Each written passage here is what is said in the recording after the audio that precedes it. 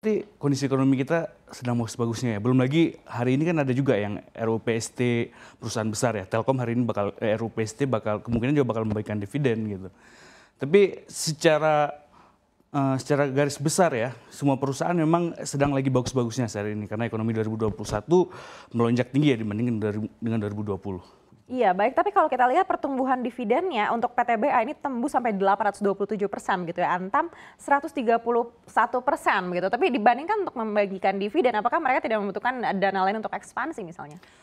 Sebelumnya sebenarnya PTBA tahun 2020 juga untung ya, tapi mereka hanya membagikan sebagian sekitar sepertiga dari laba mereka untuk dividen. Padahal tahun sebelumnya di tahun buku 2019 itu mereka konsisten tuh di 90-an% gitu. Jadi mereka telah mengencangkan ikat pinggang di tahun buku 2020 nih. Nah tahun buku 2020 buat menghadapi 2021 tuh mereka udah punya banyak kas. 2021 produksi sampai 30 juta, harga batu bara tinggi, dan kas mereka tuh bertambah banyak. Jadi sebenarnya tidak bermasalah secara likuiditas dan mereka tuh oke gitu. Artinya tahun ini tidak akan ada ekspansi yang begitu signifikan? Harusnya tidak, mengingat maksudnya mereka juga tidak bisa dengan langsung meningkatkan dari 30 jadi 60 juta ya produksi. Belum lagi yang mungkin pasarnya tidak ada gitu, marketnya tidak ada.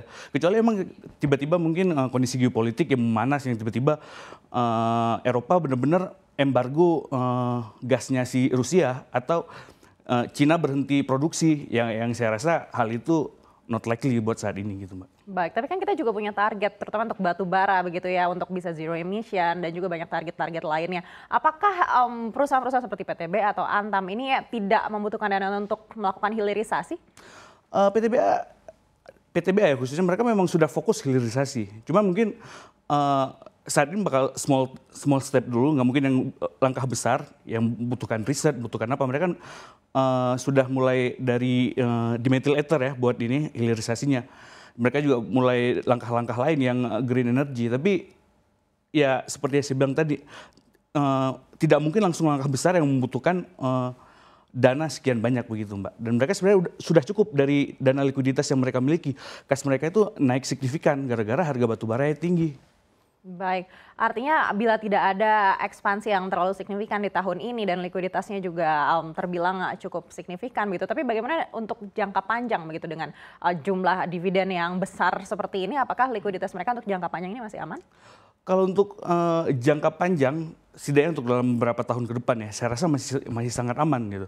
Karena jika sebelumnya ada ada isu seperti yang kayak kiamat batu bara, yang begitu-begitu ya, itu mungkin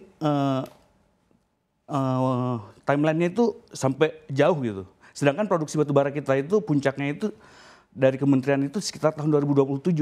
Jadi sebenarnya untuk beberapa tahun ke depan ini masih sangat mungkin untuk ekspansi dan likuiditasnya masih sangat cukup apabila harga tidak yang terlalu turun drastis sampai yang ke level pre-pandemi begitu. Baik, apakah ini terpengaruh juga karena harga batu bara secara global? Sangat terpengaruh dengan harga batu bara secara global. Jadi tahun 2021 si PTBA ini laba bersihnya itu naik sampai 3 kali lipat gara-gara emang harganya itu naik drastis ya. Yang di Oktober itu sampai 280 dari sebelumnya itu di angka mungkin di 100 atau di kisaran $100 gitu. Naiknya sampai berkali-kali lipat. Tambah sekarang lagi naiknya lebih tinggi lagi. Jadi PTBA memiliki keyakinan ya, mereka optimisme yang harga yang seperti ini kita tidak perlu menambah likuiditas yang banyak-banyak apabila tidak bisa digunakan untuk mengenerate money gitu. Lebih baik diberikan kepada investor, membuat investor senang dan kalau bisa harganya naik tinggi begitu Mbak. Baik, tapi di mana ada peningkatan ini pasti juga akan diikuti dengan penurunan begitu suatu hari nanti. Bagaimana kalau harga batu bara ini lalu berbalik arah begitu? Karena tingginya juga sudah cukup signifikan, artinya turunnya juga akan signifikan. Ya, kemungkinan harga batu bara pasti bakal stabil ya. Tapi permasalahannya kita tidak tahu secara pasti ya bakal stabil harga berapa dan bakal kapan gitu. Apalagi kondisi geopolitik yang memanas ini belum selesai-selesai gitu. Baik, terutama kalau kita lihat dari sisi yield, ini PTBA juga sudah tembus hingga 25% begitu. Seperti apa kita bisa menyikapi peningkatan yield ini? Ya, yield 25% itu sebenarnya di harga penutupan ketika mereka mengumumkan ya. Beberapa hari terakhir nih harga naik terus dan yieldnya sekarang berada di 15% sebenarnya. Dan sebenarnya yield di atas 5% itu sangat tinggi ya. Jadi yield di atas 10% itu bukan hal yang biasa di hal dividen ini, biasanya perusahaan tuh yieldnya sekitar 2%, mungkin 5% tuh udah besar, 6% udah besar. Ini PTBA ini sangat besar sebenarnya. Jadi mereka memang benar-benar semuanya itu dijadikan dividen. Bagaimana cara kita bisa memanfaatkan tingginya yield ini? Ya sebenarnya biasanya kalau memang yield dividen itu di kisaran di bawah 10%, di 6 atau 7% ya, berarti kalau memang pasar stabil gitu, kemungkinan mungkin investor bakal memburu PTBA. Jadi kayak harganya bakal naik terus kan, ketika harga saham naik berarti yield dividennya turun ya.